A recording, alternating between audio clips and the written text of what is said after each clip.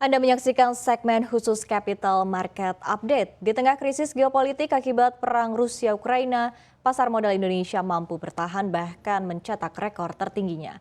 Namun saat perang masih berkecamuk, pasar modal kembali dihadapkan pada tsunami inflasi yang menyerang hampir seluruh negara di dunia yang dibarengi kenaikan suku bunga acuan sejumlah bank sentral utama dunia. Lantas seperti apa bursa saham bertahan dari berbagai tantangan tersebut? Kita akan simak informasi selengkapnya.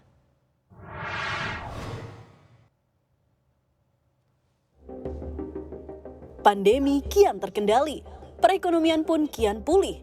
Pasar keuangan di berbagai negara yang sempat terkoreksi tajam di tahun 2020 pun telah kembali ke tren bullishnya di tahun 2021. Namun, di tengah pulihnya perekonomian, dunia kembali dihadapkan pada tantangan krisis geopolitik di Rusia-Ukraina yang memicu lonjakan harga energi dan pangan yang berujung pada lonjakan inflasi.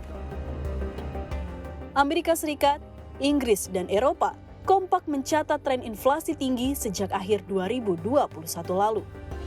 Dan yang paling menjadi perhatian dunia adalah Bank Sentral Amerika Serikat The Fed yang pada rapat kebijakan moneternya di Juni 2022 ini menaikkan suku bunga acuannya hingga 75 basis poin yang merupakan kenaikan tertinggi sejak 1994. Aksi normalisasi moneter sejumlah bank sentral ini pun turut menghantam pasar keuangan, tak terkecuali bursa saham Indonesia dan nilai tukar rupiah. Di bulan Mei, saat The Fed menaikkan suku bunga acuannya untuk kedua kalinya di tahun 2022 ini, efeknya langsung terasa pada indeks harga saham gabungan. Di bulan Mei, IHSG sempat terkoreksi hingga 9% lebih ke level 6.603 dari titik penutupan tertingginya di 7.276 pada 21 April 2022. Sementara itu di pasar mata uang, aksi normalisasi kebijakan The Fed kian terlihat efeknya pada nilai tukar rupiah yang terus melemah terhadap dolar Amerika Serikat.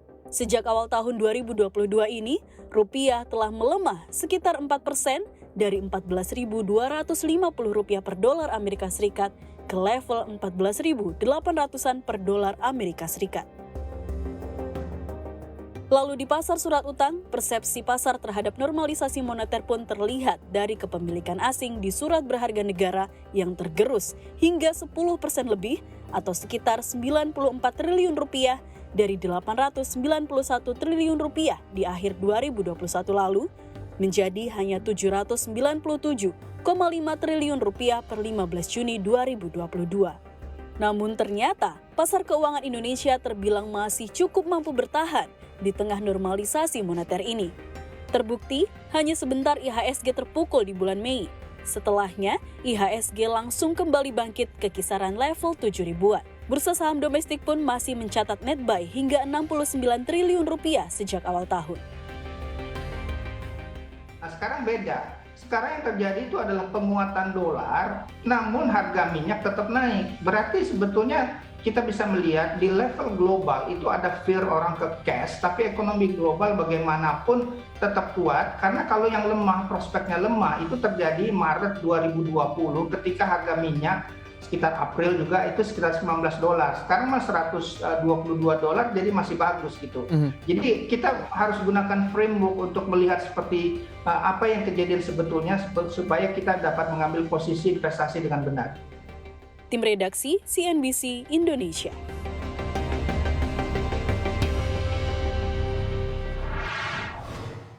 Ya, lantas seperti apa para emiten mampu menghadapi berbagai tantangan di tahun 2022 ini serta mempertahankan keberlanjutan pertumbuhan kinerja di tahun-tahun berikutnya. Saat ini telah bergabung bersama kami Direktur Komersial PT Krakatau Steel, Melati Sarnita. Halo, selamat siang Ibu Melati, apa kabar? Selamat siang Mbak Iva, kabar baik. Oke, ini kira-kira seperti apa sih Bu sebetulnya langkah-langkah transformasi untuk bisnis Krakatau Steel dan juga strategi-strategi yang telah disiapkan begitu untuk menghadapi tahun 2022 ini? Silahkan dengan paparannya Ibu. Terima kasih Mbak Iva. Jadi kami memang untuk kedepannya kita tetap akan melanjutkan transformasi yang telah kita lakukan di Krakatau Steel sejak tahun 2020. Jadi memang restrukturisasi ini telah berhasil kita lewati masa kritisnya ya. Dan kita juga sudah melihat perbaikannya secara permanen. Jadi kita lihat banyak perbaikan yang kita lakukan yang sudah memperlihatkan hasil yang sangat baik, terutama di tahun 2022 ini. Jadi dari awal perkiraan kita di restrukturisasi awal dari transformasi KS sendiri, itu kita menandatangani MRA dengan para lenders kita, yaitu waktu itu kita merestrukturisasi total hutang kita sekitar 2,3 miliar. Kemudian kita juga melakukan peningkatan untuk marketing and sales, juga ada perbaikan untuk efisiensi biaya, dan juga memastikan perbaikan dari lead time sendiri untuk produk-produk KS. Dan kita juga berhasil meluncurkan banyak upaya-upaya untuk digitalisasi, untuk meningkatkan transparansi, juga meningkatkan customer engagement dan perbaikan lead time kita kepada customer. Dan ini alhamdulillah hasilnya lumayan bagus, dan kita akan tetap mempertahankan sistem transformasi ini. Kemudian kita juga melakukan the next stage of our transformation di KS. Ini kita akan dalam tahun 2021 sampai 2022 ini kita akan melakukan pembentukan KS Holding. Ini kita akan memaksimalkan kinerja keuangan dan operasi. Ini juga untuk memastikan cash flow kita makin membaik dan semakin kuat tentunya. Kemudian juga kita membangun sumber pertumbuhan baru melalui beberapa deal strategis yang saat ini sedang kita lakukan. Seperti misalnya HSM 2 in-kind kita dengan Krakatau Posko untuk perbaikan struktur modal kita di Krakatau Posko. Kemudian juga subholding yang terfokus pada industrinya. Ini seperti KBK untuk baja konstruksi dan juga untuk KSI untuk sarana infrastruktur. Kemudian juga di tahun kedua di stage kedua dari transformasi ini kita meningkatkan efisiensi karyawan, juga melakukan digitalisasi customer experience dan keputusan bisnis. Ini sangat penting sekali, terutama dengan era disruption saat ini. Jadi memang manajemen itu membutuhkan kecepatan dan ketepatan dalam pengambilan keputusan bisnis. Jadi kami berharap dengan digitalisasi ini kita akan bisa memperkuat sistem decision making kita dalam menghadapi masa-masa disruption ini. Kemudian juga komitmen kita untuk mendukung komunitas lokal melalui beberapa program kita dengan UMKM. Kemudian nantinya stage ketiga kita akan memperluas dan memperkuat posisi kita di pasar. Ini perkiraannya di tahun 2023 sampai tahun 2025. Ini langkah-langkah yang kita ambil menuju realisasi 10 MTPA cluster Cilegon bersama dengan partner-partner kita yang existing dan di kemudian hari. Kemudian juga kita memanfaatkan kapabilitas digital untuk meningkatkan daya saing biaya. Ini termasuk dengan approach untuk meningkatkan digitalisasi kita sampai dengan mengadopsi artificial intelligence ke depannya. Kemudian juga untuk memperkuat dan memperluas dan memperkuat market share baja domestik untuk produk flat dan long product. Jadi memang saat ini fokus kita tetap masih pada roadmap cluster 10 juta baja Cilegon, karena ini memang merupakan blueprint dari KS sendiri. Jadi harapan kami nantinya di tahun 2022 sampai 2024 ini dengan beberapa strategi yang kami telah lakukan, kita bisa meningkatkan lagi nilai investasi di KS untuk tahun 2000 dan KS Group untuk tahun 2022 sampai 2024 sekitar 720 ribu US dollar. 720 juta US dollar. Ini nantinya akan kita arahkan untuk upgrading dari HSM nomor 2 dan juga HSM nomor 1 kita. Kemudian juga pembangunan cold roll mill ini yang akan kita upayakan secepatnya untuk mendukung juga proyek otomotif terutama mobil listrik yang akan dikembangkan di Indonesia. Kemudian di tahun 2025 sendiri kami berharap cluster Cilegon akan bisa menghasilkan nilai investasi baru sekitar 2,35 miliar dolar US dollar. Ini nantinya kita akan ada second blast furnace bersama Krakatau Posko. Kemudian juga kita akan ada additional basic oxygen furnace. Ini bisa sampai cater sekitar 10 juta ton. Kemudian kita akan meningkatkan lagi nantinya hot strip mill kita. HSM 1 itu nantinya akan jadi 4 juta per tahun. Kemudian dari SM2 sendiri itu nanti sekitar 4 juta per tahun. Kemudian dari plate mill sekitar 2 juta per tahun. Jadi harapan kami di tahun pada tahun roadmap kita sampai 2030 itu nantinya 10 juta ton cluster Cilegon itu sudah bisa kami wujudkan. Kemudian untuk beberapa corporate action sendiri untuk tahun 2022 sampai 2023, ini yang paling utama kami masih fokus untuk finalisasi dari in-kind HSM 2 ke Krakatau Posko. Ini kemarin yang kita sudah masukkan di RUPS RUPS LB kita yang lalu. Ini untuk menyelesaikan tantangan working capital kita dan juga memaksimalkan potensi produksi dari HSM nomor 2. Kami berharap dengan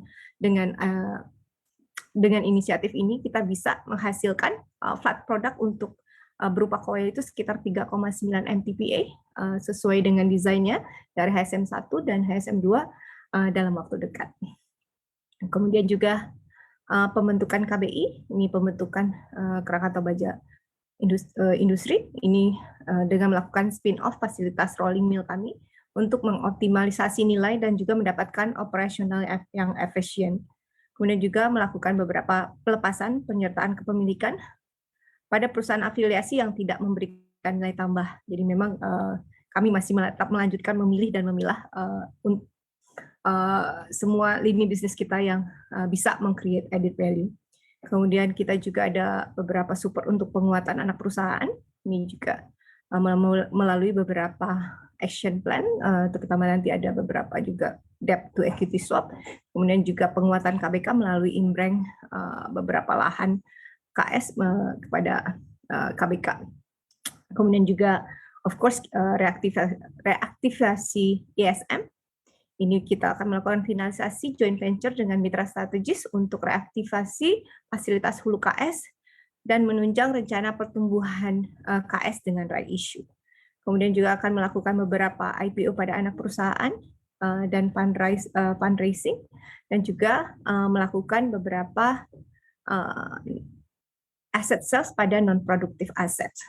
Jadi memang target kita pada tahun ini beberapa item ini masih berupa peningkatan upaya kita peningkatan untuk pembayaran hutang.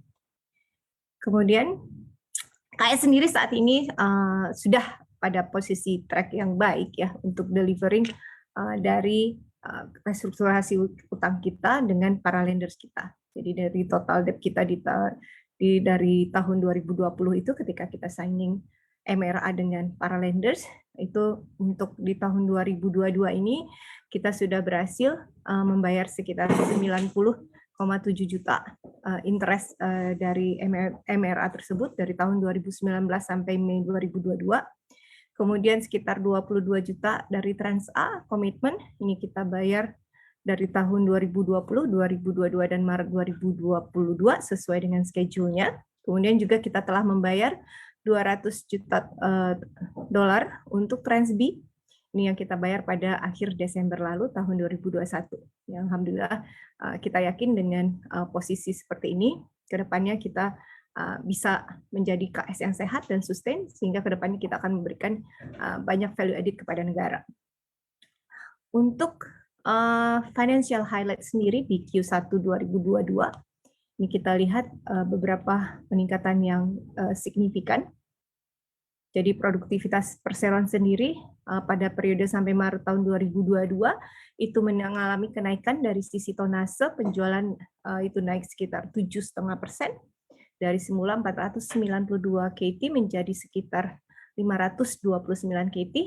Begitu pula dari sisi produksi ini mengalami kenaikan sekitar 9,5% dari tahun 2021. Dari 483 KT menjadi 529 KT pada tahun 2022. Kemudian juga perolehan pendapatan ini mengalami penaikan dengan sangat signifikan. Ini kita naik sekitar 39,6%. Ini juga dikarenakan lebih tingginya harga komposit baja dari semula 671 ton di tahun 2021 menjadi sekitar 907 per ton untuk tahun 2022. Kemudian dari variable cost sendiri, alhamdulillah kita berhasil menurunkan sebesar 2% dari tahun 2021 sebesar 58,1 per ton. Dari 58,1 per ton menjadi sekitar 56,7 pada tahun 2022, kemudian juga fixed cost menurun sebesar 1% dari tahun 2021 menjadi 58 pada tahun 2022. Biaya SGA sendiri hampir sama dengan realisasi tahun 2021, sekitar 32 juta. Kemudian biaya penjualan sampai dengan Maret itu terrealisasi sekitar 9 juta, lebih rendah dari tahun 2021, sekitar 10,4. Kemudian kita juga lihat laba bersih naik pada periode Maret itu menjadi 27 juta di atas realisasi 2021 yang mengalami laba sebesar 23 juta. Dari sisi EBITDA sendiri, alhamdulillah, perseroan berhasil mencapai realisasi pada Maret 2022 sebesar 53 juta dolar, hampir sama dengan 2021, namun lebih tinggi dari RKP kita, yaitu dari 39 juta. Kontribusi EBITDA anak perusahaan sebesar 33,2 juta, lebih tinggi dibandingkan dengan posisi 2021 sebesar 26,5 juta, dan dari RKAP kami tahun 2022 sebesar 26,3 juta. Jadi dari kontribusi EBITDA anak perusahaan sendiri itu kita bisa mendapatkan sekitar 33,2 juta. Oke. Paparan Demikian, Mbak yang sangat konkret dan juga sangat jelas sekali begitu yang disampaikan oleh Ibu Melati Sarnita.